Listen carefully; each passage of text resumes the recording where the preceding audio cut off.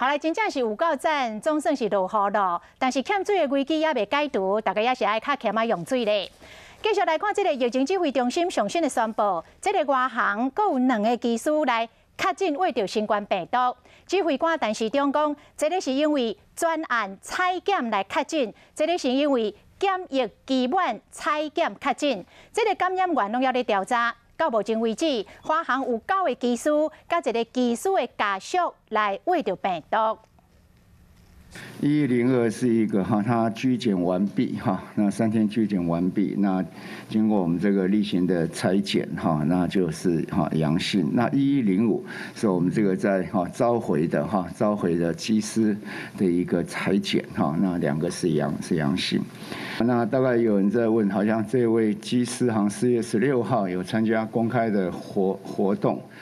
那指挥中心这边是判定，就是说，因为他在前一波到这个4月6号、4月9号的执行，经过5天的居家检疫，然后4月14后就已经采检过是阴性。那接下来4月16日，相对时间是比较短。那接下来的最主要是4月19日到4月22日，他执行到美国。那24日很清楚，他有发病。所以发病前3天具有传染力的情况下，在4月16日，应该属于是没有传染力的。那1105为本国籍40多岁的男性，那为也是航空公司的货机的机师。那今年4月8日、4月10日曾执行到美国，那返台居家检疫到4月15日，那采检结果为阴性，检疫期间也没有症状。那4月25日。是技师采检的专案，那今日确诊。